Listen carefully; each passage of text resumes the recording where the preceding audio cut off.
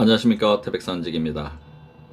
이덕일작 여인열전 소선노 편입니다.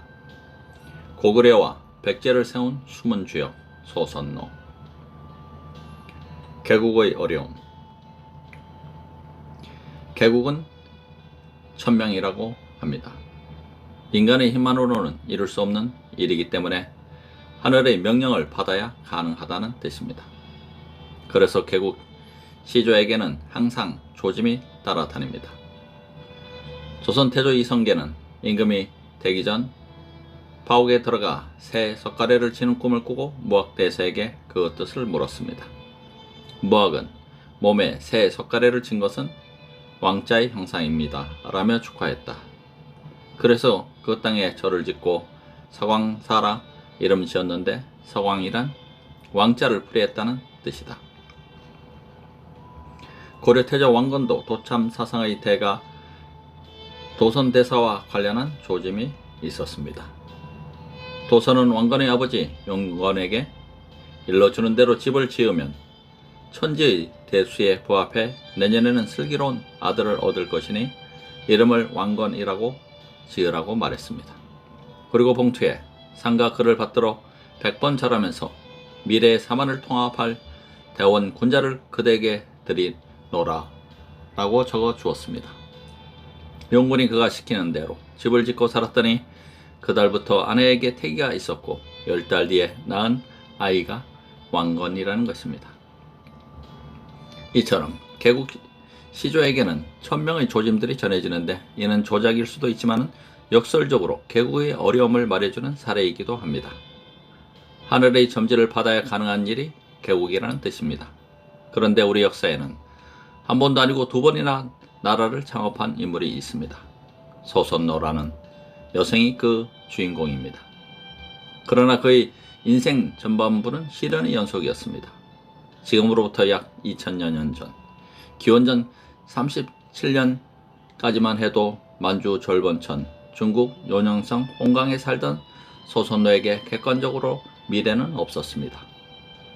그의 아버지는 졸본의 토착 세력 연타발이었고 남편은 북부 여왕 해부르의 서손이었던 우태였으나 우태는 이미 사망한 뒤였기 때문입니다.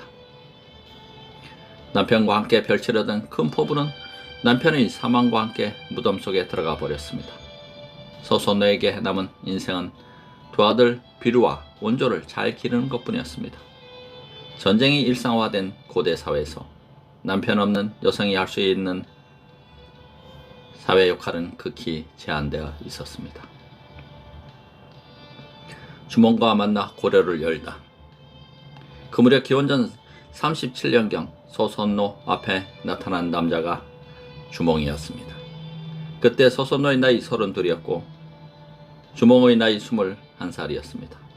소선노에게는 비루와 온조라는 두 아들이 있었다면 주몽은 부여에 임신한 부인 예시를 둔 상태였습니다. 연상의 과부 소선노와 주몽이라는 젊은 망명객의 만남이 만주 전쟁에 회오리 바람을 일으킬 줄은 아무도 몰랐습니다. 소선노는 북부 여왕 헤르부의 손부였으니 북부에서 망명한 주몽은 시가의 정적이었습니다. 그러나 그는 과거의 악연보다는 미래의 새로운 가치를 위해 주몽과 손을 잡았습니다. 그녀는 당시 졸본 지역의 시대적 과제를 부족 통합에 의한 국가 창업이라 보았습니다. 졸본 지역은 흔히 오부족으로 불리는 여러 부족들로 나뉘어져 있었습니다. 그녀는 자신의 이 과제를 수행하기로 결심했습니다. 처음에 졸본의 토착 세력들은 주몽을 무시했습니다. 오이 말이 협보라는 새 부하만 데리고 부여에서 도망친 주제 천재의 아들이자 화백의 외손이라 떠올리는 주몽을 달갑게 보는 토착 세력은 없었습니다. 그러나 소선노는 토착 세력의 기득권으로 주몽을 바라보지 않았습니다. 그 자신이 토착 세력의 대표 연탄발의 딸이었지만 정체된 현실에 만족하는 기득권자의 시각이 아니라 졸본의 변화를 추구하는 도전자의 시각으로 주몽을 바라보았습니다. 졸본의 변화를 추구하는 소선노에게 중요한 것은 토착 세력이냐 이주 세력이냐 여부가 아니라 능력이었습니다. 소선노는 편견을 걷어내고 주몽의 능력을 바라보았습니다. 그러자 주몽의 진가가 보이기 시작했습니다. 그에게는 총명한 두뇌와 이를 현실로 만들 무예 실력이 있었습니다. 삼국사기 고려 봉기 동명 왕조에는 주몽의 명석한 두뇌를 나타내는 일화가 기록되어 있습니다. 부여왕 고만은 주몽에게 말을 기르게 하였다. 주몽은 말의 성질을 살펴서 준마에게는 먹을 것을 조금 주어 발휘하게 만들고 둔한 말은 잘 먹여서 살찌게 하였다.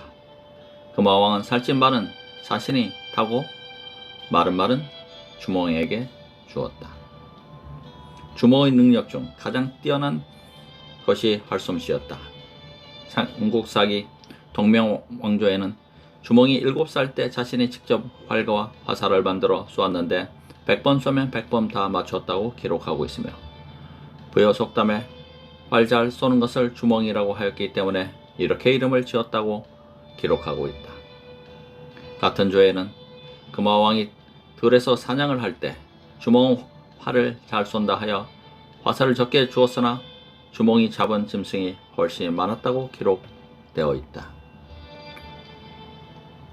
소선노는 주몽이 지닌 명석한 두뇌와 빼어난 활솜씨 그리고 북부여라는 기존의 터전을 과감하게 버리고 망명한 벤처 정신을 높이 평가했다. 주몽이 지닌 이런 능력을 높이 산 소선노는 그와 과감하게 손을 잡은 것이다. 결번의 변화를 추구하는 소선노와 벤처 정신의 소유자 주몽의 결합은 엄청난 폭발력을 발휘하게 된다. 소선노와 주몽의 결합은 졸본 지역 각 부족들을 통합시킬 새로운 힘의 탄생을 의미했다. 흔히 갈등으로 점철되게 마련인 토착 세력과 이주 세력이 손을 잡고 만든 새로운 힘이었다. 새로운 가치관이 둘의 연합을 가능하게 한 원동력이 되었다. 만주 전역을 아우르는 대제국으로서 통일제국 수단과 천을 놓고 정면 승부를 펼치는 고구려는 이렇게 탄생한 것이었다. 소선노가 없었다면 21살의 망명객이 토착 세력의 텃세를 극복하고 고구려를 건국하기는 불가능했다. 고구려는 말하자면 소선노라는 자본주가 주몽이라는 전문 경영인을 영입해 건국한 신흥국가였다. 삼국사기 백제봉기 온조 왕조에 주몽이 나라의 기초를 개척하며 왕업을 창시함에 있어서 소선노의 내조가 매우 많았으므로 주몽이 소선노를 특별한 사랑으로 후대하고 비료 등을 자기 소생처럼 여겼다라는 기록은 여성에게 인색한 삼국사기의 기록으로서는 이례적인 것이다. 그만큼 고구려 창업에 소선노의 역할이 결정적이었음을 말해주는 것이다. 삼국사기 동명 왕조에서 고구려 건국 기사 바로 뒤에 일설에는 이라며 전하는 다음 기사는 소선노와 관련된 것이다. 일설에는 주몽이 졸본 부유에 이르렀는데 왕이 아들이 없었다. 주몽을 보니 보통 사람이 아님을 알고 그의 딸로 아내를 삼게 하고 왕이 죽자 주몽이 왕위를 이었다는 말도 있다. 이는 졸본 부여의 아버지였던 소선노의 아버지였다는 말이 자신의 딸 소선노를 주몽과 결혼시켜 졸본 부여의 왕위를 잇게 했다는 일설을 기록한 것이다. 주몽이 먼저 졸본 부여의 임금이 되었다가 고구려를 개창했는지는 정확하게 알 수 없지만 어느 경우든 소선노의 역할이 지대했음은 분명하다. 불과 3명의 신하를 건너렸던 주몽은 소선노를 만나 결정적 지원을 받고 고구려를 건국할 수 있었던 것이다. 백제 건국에 나서다. 그러나 고구려를 창업한 소선노의 공은 기원전 19년 부여에서 주몽의 아들 유리가 찾아오면서 부인된다. 주몽은 부여를 떠나면서 부인 예시에게 7 모난 돌 위의 소나무 아래 감춘 유물을 찾는 자가 내 아들이다는 말을 남기고 남아 했는데 삼국사기 고구려 봉기 유리 명왕조에는 유리가 그 유물을 찾는 장면이 기록되어 있다. 유리가 산골짜기에 가서 칼을 찾다가 못 찾고 피곤하여 돌아왔다. 하루는 그가 마루 위에 있을 때 기둥과 주춧돌 사이에 무슨 소리가 들리는 것 같아 찾아보니 주춧돌에 7모가 나 있었다. 곧 기둥 밑을 뒤져 부러진 칼 한 조각을 찾았다. 드디어 이것을 가지고 옥지, 구추, 도종 등 세 사람과 함께 가서 부왕 주망에게 부러진 칼을 바쳤다. 왕이 자신이 가졌던 부러진 칼을 내어 맞추어 보니 완전한 칼이 되었다. 왕은 기뻐하며 그를 세워 태자로 삼았다. 이때가 주몽 제2 19년 BC 19년 4월이었다. 소선노는 당연히 자신의 장남 비류가 태자가 될 것을 생각하고 있었다. 그러나 정작 태자가 된 인물은 북부에서 온 유리였다. 소선노는 심한 배신감을 느꼈다. 자신은 미모나 교태로 남자를 사로잡아 왕비가 된 여자가 아니었다. 고구려는 예시와 유리가 아니라 소선노의 두 아들 비류, 원조가 함께 세운 나라였음에도 후계자는 유리가 된 것이다. 유리를 태자로 삼은 지 6개월 만에 주몽은 40세로 세상을 떴고 태자 유리가 뒤를 이어 임금이 되었다. 이때 소선노에게는 두 가지 길이 있었다. 하나는 유리왕의 세력 투쟁에 나서는 길이었다. 졸보는 소선노의 고향이자 세력 기반이었다. 부러진 칼조각과 역시 새 부하를 이끌고 내려온 유리는 졸본 지역에 자신의 세력이 전무한 상태였다. 토착 세력인 소선노가 두 아들과 손잡고 유리왕 추출에 나선다면 유리왕이 승리하기는 어려운 상황이었다. 그러나 소선노는 내부 파쟁 대신 다른 길을 선택했다. 새로운 나라 창업의 길을 선택한 것이다. 거거 주몽을 선택할 때 그랬던 것처럼 기존 가치에 안주하기보다는 새로운 변화의 미래를 걸기로 한 것이다. 장남 비류가 그의 뜻에 동조의 동생 원조를 설득했다. 처음 대왕께서 부에서 난을 피해 이곳으로 도망 오셨을 때 우리 어머니께서 가진 재성과 노력을 모두 기울여 나라를 세우도록 도왔다. 지금 대왕이 세상을 떠나신 이후 나라가 유리에게 돌아갔다. 우리가 여기에서 불필요한 복처럼 우울하게 지내느니 차라리 어머님을 모시고 남쪽 지방으로 가서 좋은 땅을 선택해 나라를 세운 마음 같지 못하다. 삼국사기는 이때 오간, 마려 등 10명의 신하와 많은 백성들이 따랐다고 기록하고 있는데 이는 그만큼 소선노의 세력이 막강했음을 말해주는 것이다. 그는 이런 막강한 세력으로 내부의 유리왕과 대결하는 대신 외부로다가 새로운 나라를 만들기로 했다. 그는 주몽처럼 보다 넓은 세계, 미지 세계에 자신의 미래를 걸었다. 만주를 떠나 한반도로 남아한 소선노는 푸르게 넘실대는 한강을 보고 이 일대가 새 나라의 도읍지라고 직감했다. 그러나 장남 비류가 반대하고 나섰다. 삼국사기 원조 왕조의 관련 기록을 살펴보자. 드디어 한산에 이르러 부학에 올라서 살만한 땅을 살폈다. 비류가 바닷가에서 살자고 주장하자 10명의 신하가 가나여 말하기를 생각하건대 이곳 하남의 땅은 북으로 한수가 띠를 둘렀고 동으로는 높은 산악에 의거하고 있으며 남으로는 비옥한 들판이 바라보이고 서로는 큰 바다에 막혔습니다. 이러한 천음의 좋은 땅이야말로 얻기 어려운 것이니 여기에 도읍을 정하는 것이 마땅하지 않겠습니까? 라고 하였다. 비류가 듣지 않고 따르는 백성들을 나누어 가지고 미추홀로 가서 살게 되었다. 장남 비류와 차남 온조의 의견이 둘로 갈렸을 때 소선노는 장남에게 얽매이지 않았다. 소선노는 자신의 견해가 있었다. 그에 따르면 한강 유역이 새로운 도읍의 적격지였다. 장남 비류가 고집을 꺾지 않자 소선노는 장남 대신 차남 온조를 선택했다. 그는 온조와 한남 유역에 하남 위례성, 서울시 풍남 토성을 쌓고 새 나라를 건국했다. 한반도와 일본 그리고 요서를 아우르는 해상 왕국 백제는 이렇게 시작된 것이었다. 소선노는 온조와 함께 백제의 기치를 담는 데 전력을 기울였다. 낯선 망명객 주몽과 함께 고구려를 건설을 했던 그의 경험과 능력은 백제 건국에도 유감없이 발휘되었다. 원조왕 즉위 원년 BC 18년 여름 5월에 동명왕의 사당을 세웠는데, 여기에서 동명왕은 고구려 시조 주몽이 아니라 부여 시조를 뜻하는 것이다. 중국 사서인 유서 백제조에는 저희는 고구려와 함께 근원이 부여에서 나왔습니다 라는 구절이 있는데, 이런 백제가 고구려와 함께 부여의 정통성 개성을 놓고 다투는 관계임을 뜻하는 것이다. 이와 관련해 소선너의 전남편 우태가 북부 여왕 헤브르의 소선이라는 점은 시사하는 바가 크다. 소선너는 부여시조 동명왕의 사당을 세움으로써 부의 정통성을 고구려가 아니라 백제가 계승했음을 내외에 과시하려 한 것이다. 주몽의 아들 유령이 있는 고구려가 아니고 장남 비류가 세운 비류 백제도 아니고 자신이 있는 원조 백제의 부의 전통성이 있음을 과시하기 위한 것이었다.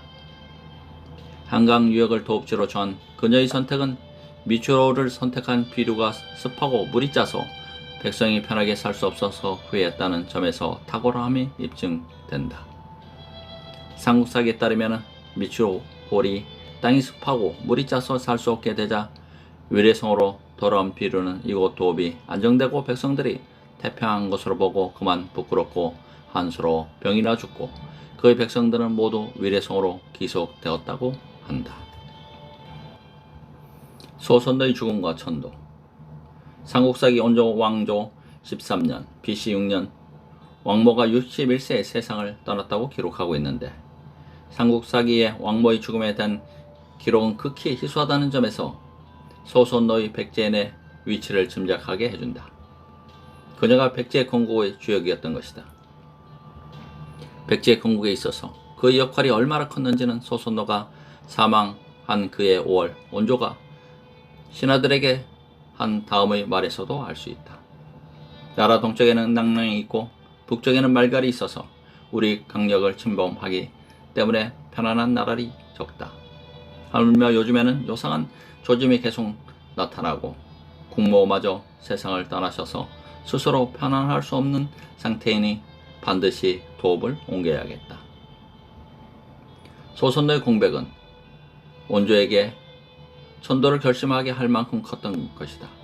원조는 어제 내가 순행하다가 한수 남쪽을 보니 땅이 기름져서 마땅히 그곳을 도읍으로 정해서 영구히 편안할 계책을 도모할 것이다 라 하였다. 그해 7월 원조는 한산 아래 목책을 세우고 위례성의 백성들을 이주시켰다.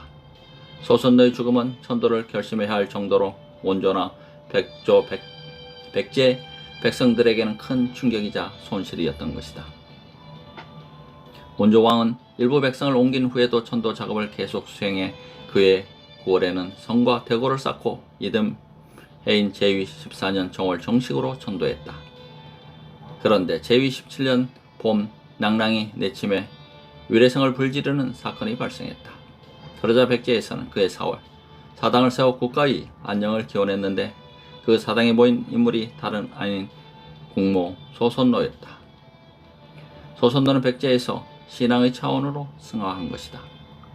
비록 후대의 역사가들에 의해 고구려 개창의 공은 남편 주몽에게, 백제 개창의 공은 아들 온조에게 돌아갔지만 이 두 나라의 창업에 소선노의 역할은 결정적이었다.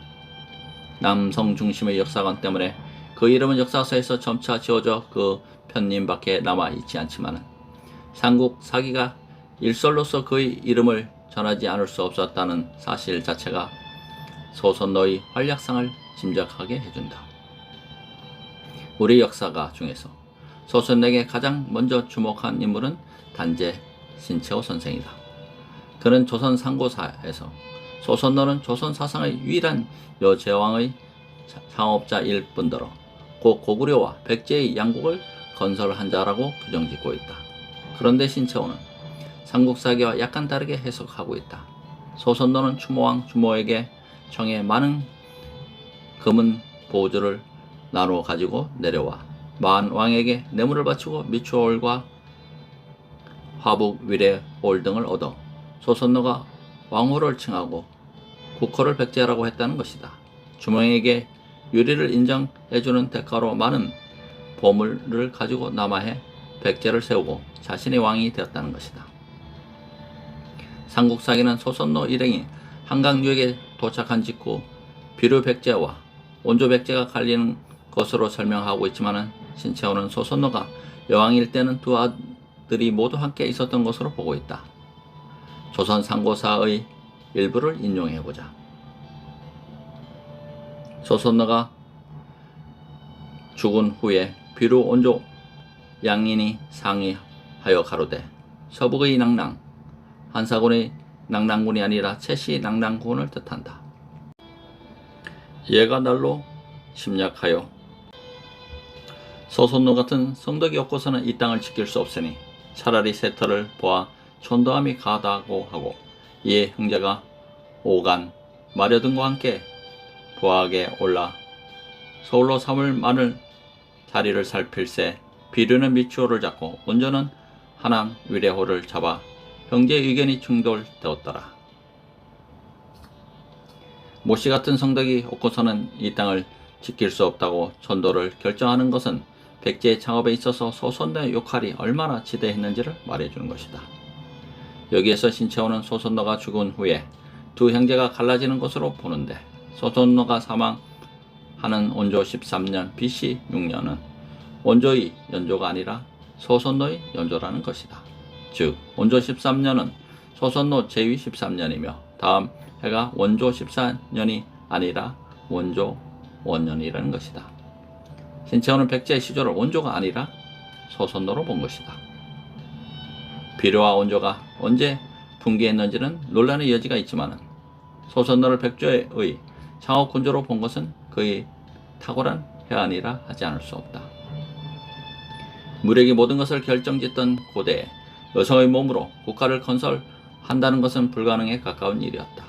그것도 한 나라가 아닌 두 나라를 개창한 인물은 세계 역사에도 그 유래가 드물다.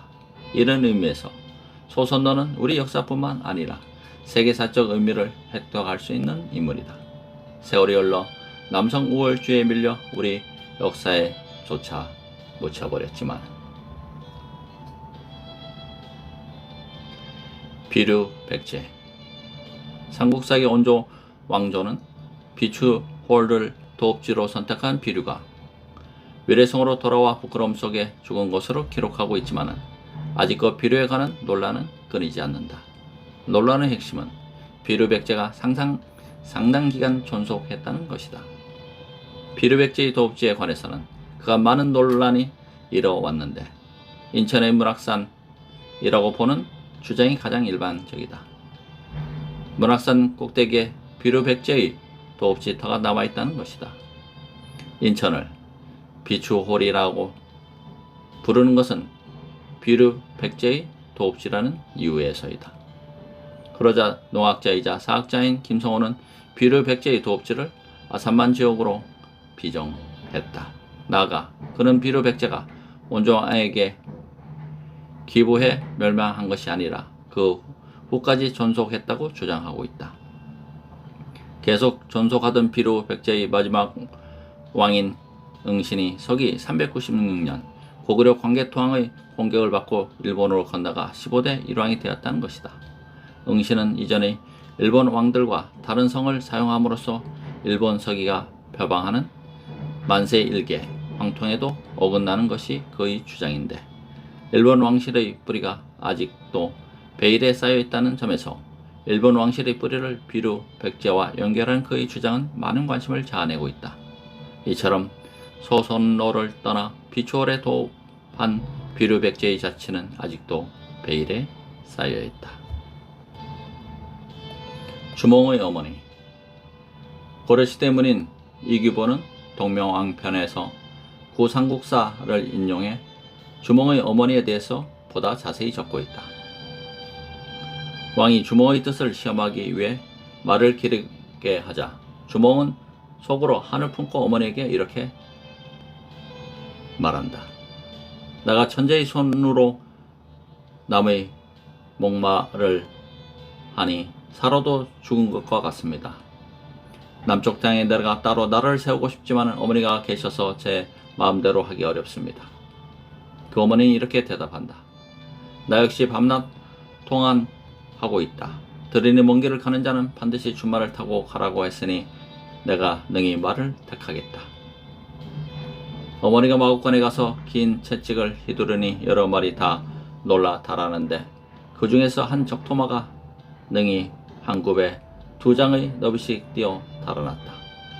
주먹은 그 말이 뛰어 남을 알고 가만히 말이 옆구리에 바늘 박아 두었다. 말은 혀가 아파서 수초를 먹지 못하고 매우 파리하게 되었다. 왕이 마구간에 순행해서 준마가 다 비대함을 보고 크게 기뻐하고 이에 수척한 말을 주몽에게 주니 주몽은 그 말이 옆구리에 박았던 바늘을 빼버리고 다시 잘 먹었다. 이규보 생존 당시까지 남아있던 구 삼국사에는 주몽 어머니의 여걸 같은 모습이 그려져 있다. 주몽은 어머니의 그런 능력을 물려받은 것이다. 고구려와 백제를 세운 숨은 주역 소손노 편이었습니다. 이도일작 여인열전 태백산지기와 함께 하셨습니다. 감사합니다.